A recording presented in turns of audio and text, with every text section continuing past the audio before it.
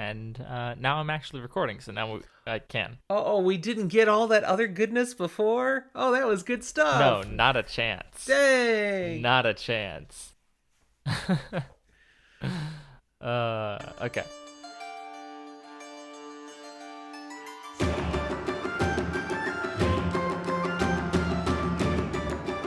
Hi there, and welcome to this weird episode of Fantasy for the Ages, the show where a father and son sit down and maybe try to inform you about something. I'm the son of that equation, Zach. And I'm the father, Jim. Thank you for being with us for this rather apocalyptic type of episode today. That would be an accurate description. It would. But before we get to the end of the world, how are you doing, Dad? It's the end of the world and... No, okay, can't sing anymore. That's right, copyright. I'm doing great. Mm-hmm. I don't have any end of the world type issues here. No, not yet. Uh-oh. But it's a Saturday afternoon where I am, evening where you are. Mm-hmm. Your mother and I actually went for a walk today. Ooh. She wanted to see the fall colors, and they're out in abundance. So we went at the time of day where the weather said rain 100%. And that was correct. So you got wet. Oh, no, we did not, because we took umbrellas. But when you live in the Pacific Northwest, you don't use an umbrella unless you're a tourist. Indeed. But trust me, we needed an umbrella for this walk. Did Mom at least take that nice clear one you got her She so did. that she could still see the fall colors? Yes. We went out by Molten Falls. You've been there once with us. It was very pretty up there, about half an hour north of our house, where all the rocks are and the bridge. Yeah. So, yes. Very nice. And we went out there and hiked around again. But that was this morning. It's been relaxing, other than also then spending times getting ready for some recordings and doing a little cooking. So I've got dinner cooking in the background in a slow cooker. Smells delicious, and it's going to be wonderful. But that's for later. Fantastic. After we talk about other things, doing some eating. So, Zach, how are you doing? I'm doing pretty well. I feel like I've time traveled, considering we're recording this episode after the one that comes out after this one. Mm-hmm. And every time we do that, it throws me off entirely. I feel like I'm going to make a reference to it, but actually it becomes foreshadowing because I'm referencing something that didn't happen yet. That's true. I wouldn't be good with actually doing time travel just because I would ruin history on accident. But, that other episode, you're not going to reference it because it's a Wheel of Time episode. This is a midweek special. What's special about it? Well, what's special about it I can't talk about because we haven't talked about our drinks yet. Oh. What are you drinking, Zach? What are you drinking? Well. Don't mess up. Don't mess up now. What do you mean, don't mess up? I'm just messing with you because you said I wasn't going to make any references to that other episode. And I'm about to right now. Don't do it. Because you're about to find out in the next episode you listen to that I'm drinking an alcoholic Arnold Palmer. So go listen to that episode to get a description of how I made it. They can't if they're listening to this when it comes out. Yeah, but they can wait like half a week and it should come out. Oh, that's just cruel. That's cruel. Or they could become members on Patreon and get it a little bit earlier. And it's still cruel. Well, I'm drinking red wine. And it's not the same red wine that you'll hear about in the next episode. Looks pretty similar. Except it is. Sorry, it is. But let's pretend this is just great red wine for the first time. Yes. It's okay. Next time, I'll make sure if we do 2 episodes, I'll switch up my drinks. Nice. Okay. Well, what we are going to talk about today is something that I've been waiting for us to have a chance to just have a conversation about. Okay, what are we getting into? Well, one of the things that's in common culture, entertainment-wise these days, and has been for a good decade or so now, is zombies. Yes. The Walking Dead, whatever you want to call them. All their iterations and various different variations. There are so many books, short stories, movies, video games, all wrapped around these creatures that should be dead and aren't, and are now trying to eat you. And so this is called Zombie Apocalypse 411. Basically, what is it that you ought to know? What information should you have if the zombie apocalypse hits? For realsies. What does all this literature and research you have teach you that you ought to know? That being said, I will throw a quick disclaimer. If the zombie apocalypse ever actually does happen, this guide should probably only be taken as a guideline, kind of like Pirate's Code, as there are lots of common sense things that you should probably think about that we might not cover. Trust me, if the zombie apocalypse hits, disclaimers are not necessary. The lawyers were already eaten. Okay. My apologies if you're a lawyer. Let's go with, what do we need to do if the zombies are coming? Now, keep in mind, zombies can be in many different iterations according to the literature and movies. There are fast ones, there are slow ones. There are ones that want to eat every part of you, there are ones that only want to eat your brains. But they all want to get you in some manner. They don't like you, or they like you too much. That's kind of what we know about zombies for the zombie apocalypse. So since you don't know which iteration is going to come at you, you just need to be prepared for the worst. And generally speaking, you need to be prepared for not only everything to go horribly wrong, but everything to go horribly wrong with the people that are close to you. That people who are your best friends, your family, those will be the people trying to eat you. So, what kind of information do you need to have that might help you survive? 1. Find big, strong people who are actually good guys. That last part's the most important in my opinion. It is, but you're definitely going to want some strong people, but they need to have a good moral code. Because strong people become the demagogues, the ones who will try to rule everything and take advantage of the bad situation, unless they have a good moral code. But just guys with a good moral code usually get eaten or killed by the bad guys. Yeah. So you need to find the person who has both, and then stick to him like glue. Or her. The biggest, best lesson that we learn from The Walking Dead, be it the comic or the show, is that when it boils down to it, once you survive the initial outbreak, the zombies are not your biggest problem. It's other people. True. Number 2, stay away from idiots. They will get you killed. If you are one of them, I'm sorry, you probably didn't make it this far. Probably not. You're probably trying to eat people now. So good luck. Number 3, find a place where you can stay that is inaccessible to zombies. Now that doesn't sound so tough, but they usually always try to just barricade themselves in a house. I'm sorry, zombies can get in a house. Okay? That's dumb. Don't just pick a house. You could try a bunker. Pick a houseboat. A bunker is possible if we're talking military grade. It was, there was a prepper who created this thing. It might work. Bunkers are possible. Not a house. Don't go with a house. You could say, well, what about going on the second floor? Sometimes zombies can climb stairs. Now, if you can destroy the stairs, the second floor might be fine, but here's the problem. Zombies are relentless. So if they find out you're in that house, they're going to surround the house. They're not going to leave the house. So you will eventually run out of food. Yeah. They may not be what kills you, but you won't make it. Now, I do want to go back to my statement of the side point. Quick tip for you. If you do happen to choose your positions, where you want to be, what kind of thing you're looking for, most iterations of zombies that we know of aren't necessarily the best of swimmers, and definitely not, say, across oceans. So if you happen to have access or the ability to steal a relatively large boat, take it out to the middle of the ocean, survive off of fish, and boil your water. You can survive there for as long as you want. Boats are not bad plans. However, you have to be ruthless about anyone who has had any contact with possible contagion. We've learned this again and again. COVID-19 protocols? Yeah, nothing. You need to go way overboard with anybody who maybe has zombie contamination, because all it takes is one person who doesn't tell you about that tiny little scratch or that little bit of infected blood that got in their eye, and they washed it out real quick and they're fine.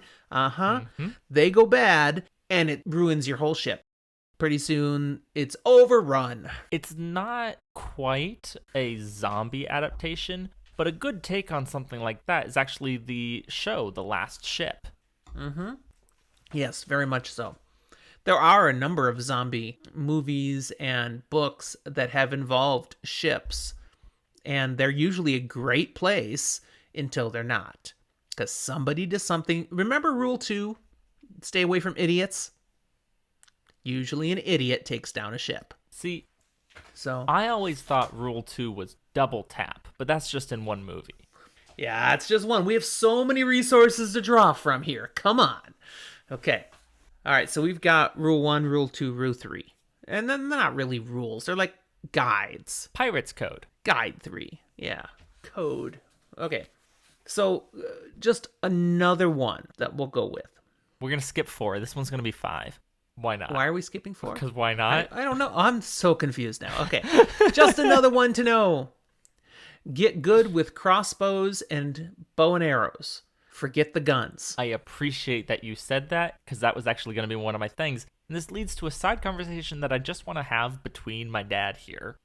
You all could just be privy to it. What are... Did you say privy? Yeah. Privy? They're going to be privy to it. Yeah. But you know what people do in the privy? Their duty. They do their duty. Okay, sorry. There we go. They'll have fun with that in the next episode. But no, I want to talk about what are some of the best and worst weapons to defend yourself with in the zombie apocalypse.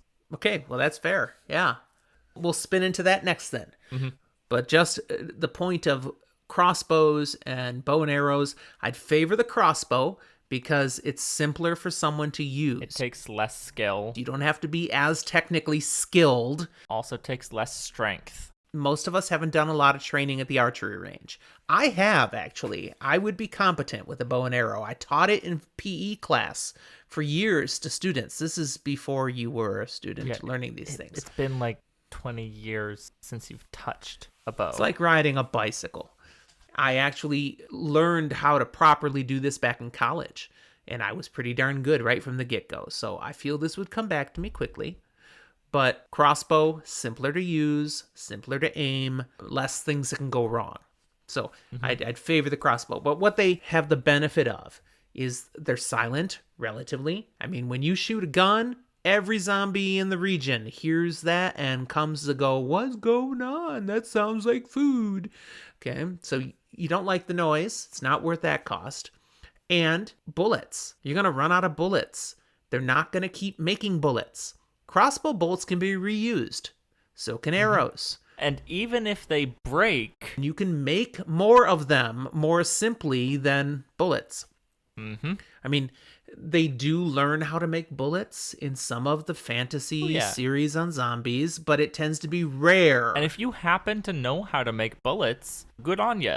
Unfortunately, unless your foundry, wherever you're making these bullets, is in your secure location that you've chosen, you have another problem. And let's go back to rule 2. Idiots. An idiot gets a gun, sprays 20 bullets to kill a zombie. An idiot gets a crossbow, shoots 1 bolt, maybe 2, maybe 3, finally kills the zombie, and you go pick up those bolts then afterwards. There's less chance of waste and, resources being ruined if your focus is on crossbows and bow and arrow. If you have a crossbow, the reload time is higher than a lot of firearms. So if you're surrounded by a large group of Zambos, you're in trouble. But let's be real here. If you're surrounded by a large group of Zambos, you're probably in trouble no matter what you're doing. You already have idiots with you.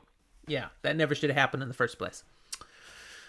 Let's talk about the weapons then, before we do any of our other various scatterings. You've commented a little bit about firearms and why they're bad. Mm-hmm. I want to tack on an added one that is a part of sound, but isn't often considered as much. One of the places I actually saw it was a Reddit thread that was talking about the show, The Walking Dead, and how everyone always seems so surprised. How can they be walking through the woods and just suddenly there's a zombie right next to them that they didn't even notice? It's not like they're quiet, but what we don't realize is day in and day out, everyone's shooting guns at these zombies and nobody's wearing ear protection. Now, if you were properly protecting your ears, then you can't hear the zombies as much. But if you're not properly protecting your ears, your hearing's going away.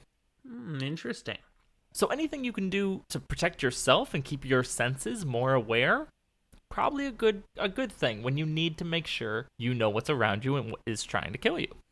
One of the weapons I'd value having access to if I was in a zombie apocalypse would be a samurai sword. Is that called a katana? Typically, there's a couple of different weapons that traditional samurais used, but the longer one, I believe. I don't want the short one. I want the longer one. Not any like fancy super longer one, but the classic one that you're thinking of, yes, is a katana. Because they are, when well kept, super sharp, light, easy to handle.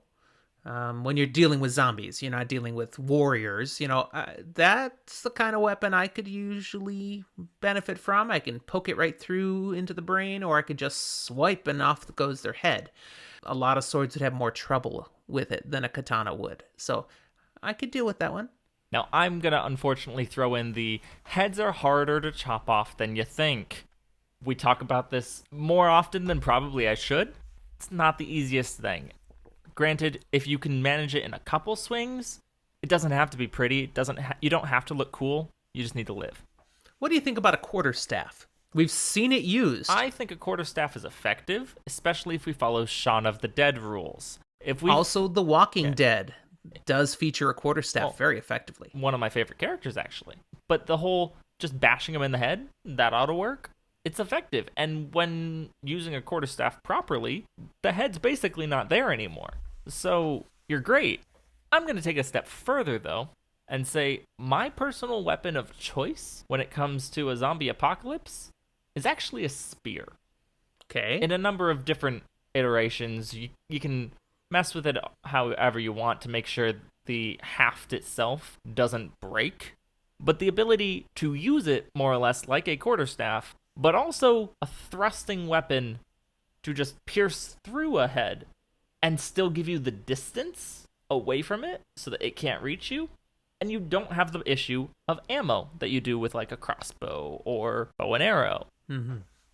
Yeah. Personally, I like it much better than, say, a knife where you have to get very, very close. Oh, no. Knife is... Don't do a knife. Just don't. You call that a knife? Yeah, don't do a knife. If you are going to do something close combat, a hatchet is better than a knife because the cleaving force will be better than the piercing. Now, here's one of the issues with melee weapons when they're really short, small things. We don't know which kind of zombies we're dealing with when we first enter the zombie apocalypse. Some of them are extremely contagious. You get any of it on you and it gets in your nose, your eye, your mouth, you're turning. At that point, don't go get your crossbow bolts. Leave them. COVID protocols definitely apply. Keep that stuff away from any point where it can enter your body. Wear your PPE. But then you think about you're touching stuff and then you itch your nose, bam, zombie. So it's so hard. Why would we want to use a weapon where the backsplash is very genuine and real? We don't want those kind of weapons. We want to keep our distance if at all possible. I'm not going very deep into this, but I just had an image of my mind of how a lot of people have reacted to the idea of having to wear masks all the time. And if it's a super contagious zombie virus, how that would impact the world. And I think it's morbidly hilarious. We have a lot of people who right now are denying the science who would be zombies. Very quickly. Okay. Do you have anything else on weapons before I can move to another topic? Yes, I have one more really bad one that I want to mention. Okay. It doesn't quite fit in the firearms category, but it kind of does. Don't use a flamethrower. Interesting. Because for the most part, all you've got then is a flaming zombini running towards you. Because you've seen that on video games. No, in video games, often fire is actually fairly effective. I was playing pretty recently, got released, Back for Blood. It's the spiritual successor made by the same people as the Left 4 Dead games. Okay. I was playing that last night. And a Molotov cocktail, very effective of doing damage to bigger things, and then just a couple bullets. It's nice. Real life, fire is not going to kill that thing fast enough. You are going to get hurt by the fire, and then you're going to get hurt by the zombie. Okay. I want to go to another priority in the zombie apocalypse. Okay. Preserve the smart people. Again, careful about rule 2, avoid the idiots. So you got to try to find the smart people who aren't idiots. If you think you're one of the smart people, I'm sorry, you're probably one of the idiots. You're probably an idiot. Yeah. If you think you're just normal, but you have weird knowledge, like, say, weird survival knowledge, or purifying water, or medicine, you're a keeper. People may not necessarily keep you in good condition, but you're going to live because people are going to want to use you. You want, though, if you're going to survive the zombie apocalypse, you want to gather people around you who have some of these skills, have some of these things that could make life much better, things that you don't know. And so find those people, gather those people, protect those people. And to me... But don't let them make all the decisions because they might still be closet idiots. Rule number 1 and this rule both partner together to make a very important yet often overlooked rule, and that's build a support system. Not just in terms of you're physically taken care of or the people who are smart enough and know things that you don't, but the social emotional side of things. Because if you live long enough, eventually it may not be your physical health that gets you, but your mental well-being. Yep. All right, here's another one for you. If you come upon anyone who has some compassion for the zombies, maybe is morally struggling with killing them because they're really still people deep inside, and maybe we can draw them out. Yeah, run from that person like the plague. They will get you killed. It's another version of being an idiot. You don't have to do something morally ambiguous. You don't have to end their time, but you definitely don't want to become their best friend. No, stay away. Just go your own direction. Yep. We talked about boats before. Yeah. And boats can be good. Yeah. But there's an aspect boats sometimes lead to that I want to give some caution for, and that is islands. Yeah. Some people think if there's a zombie apocalypse, I want to find an island. No. And I'll ride it out on an island. An island can be okay if you treat it like a boat. So you're making sure no one gets on your island who has any whiff of infection. But it is harder to guard your island than a boat.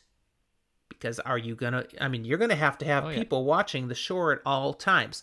And then if there's another boat coming, how do you keep it off your island? Are you going to arm your island so you literally can blow a boat out of the water? Are you willing to blow a boat out of the water when you don't know if there's anything there? Are you going to have protocols in place? It's complicated. And then the fact that you mentioned, okay, zombies don't do well with water. Yes, in some of the literature, zombies walk under the water. They don't have to breathe.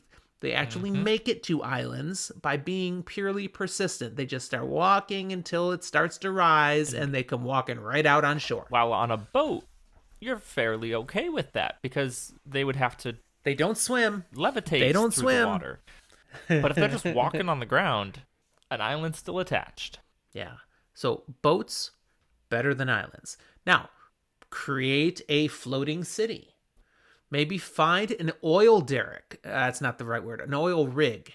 And build a city around it. Or you've got oil. If you can refine it in some way, that becomes some fuel for you. We're about to get really weird here. Okay. Because we're jumping not zombie related, but the homebrew D&D campaign that I ran and finished was kind of post-apocalyptic, and one of the cities that existed was a city of a whole bunch of just boats that were out and around, found each other, and started building together.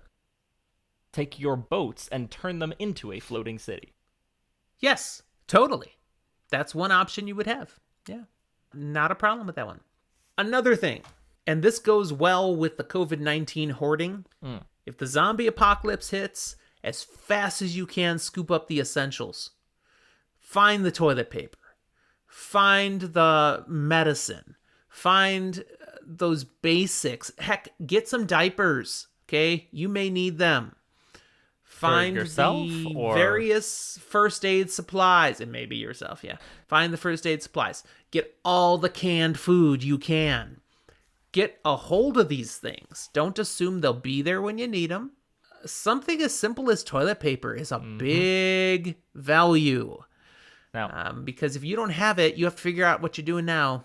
as an addendum, if you have more loose morals, especially in terms of like now manipulation, find a doomsday prepper in your life. Be friends with them now. You don't have to be one. Just be friends with the doomsday prepper. Once the zombie apocalypse hits, you still don't have to be friends with the doomsday prepper anymore. Instead of running to the stores where everyone else goes, go steal their stuff. Okay. Now that flows beautifully into the one last thing that I want to throw into Zombie Apocalypse 411. And that is, if it all really gets real sometime, Negan was not necessarily wrong. If you are in position to take charge, to be in control, and make all the decisions in a manner that does keep you safe and actually creates a group around you that is strong and can keep family safe, keep yourself safe, even if you have to be a bit ruthless about it, that is an option for riding out a zombie apocalypse. It can work. It only tends to fail if you come upon some do-gooders with a moral compass better than yours, A bigger stick. who get lucky. They really have to get lucky, because you're doing what it takes. You'll probably be okay. I would like to include and potentially close with commenting that all of these tips and tricks are if you want to make it through and survive in this time of zombie apocalypse. But it might be at a significant cost to you, your beliefs, and who you are as a person. It may not be worth it. You may choose to pull back on some of these tips, and it may cost you your life, but that might not be the worst thing. Yeah, I probably wouldn't make it. Oh no, I'm at peace with that. right out here. If I got through the initial wave, I'd be fine, but I definitely would not make it through the first initial wave. So, yeah. My perfect chance for riding out a zombie apocalypse would, again, literally having a bunker fully stocked with all the food I needed. And because it was created by a prepper, it would have solar power. It would have waste recycling system. So I have a endless supply of fresh water and I can get rid of my waste products. It has all the books I need, including, of course, the Wheel of Time, electronically. And because of my solar power with backup solar panels, I can read this stuff again and again, but it didn't take up a lot of space because it's just on a tablet that I can keep recharging. And I'd just go into my little hobbit hole and I'd be fine. Hopefully I have some loved ones with me, but I could just ride it out and I wouldn't need anybody else. My best chances, that would be my plan. My best chances are tied to career, being in healthcare, but not being high enough or important enough to actually be working on zombie victims or the zombie virus initially. So I'm not hit with that wave, and rather I'm what's left. You're one of the smart people that kind of has some medical stuff. Exactly. So I'd be able to actually be useful and be the quote-unquote doctor, but I'm not a doctor. Let's be real. I'm not a doctor. That's not bad. You're the one they're trying to protect now. I like it. Good career choice, son. Good career choice. That being said, plenty of the medical people become targets of other human groups because they're kind of important. But that's a time for surviving the people of the zombie apocalypse. Yeah. All right, so those are our random meanderings when we think about zombie apocalypse. If you have some additional thoughts, things that we totally missed that are really duh about what you ought to know with the focus of being able to weather a zombie apocalypse, let us know. Hit us up on Twitter. Let us know on Instagram or Facebook. Even better, join our Discord. Come talk to us. We have a channel on our Discord about zombies. Jump in there. Tell us what you think. This is just a fun topic we enjoy because we truly believe there will never be a zombie apocalypse, and therefore it's fun to talk about it. We'd love to hear from you in any of those ways. You can even go old school. We've got an email, fantasyfortheages@gmail.com, and you can email us directly there. Now, if that's not enough for you and you wanted to be able to jump on and join in this conversation live, you could even throw us as little as $1 a month on our Patreon. Go ahead and become a patron and join us live for these episodes through our Discord. If you've been listening through our back catalog, you know we've got some regular listeners who are commonly with us on these live recordings. None of them were available today, so this was just Zach and I having a yak attack. But most times somebody is in the room with us, and we'd love that to start including you. So think about joining us there. We'd be happy to have your support and your participation. Zach, anything else we need to talk about today? Have we missed anything? We've certainly missed things, but nothing that we need to comment on today. All right. Then this is probably a good time to stop. Other than to say, if you haven't seen Shaun of the Dead yet, go see it. It's so fun. And with that, We'll talk to you next time.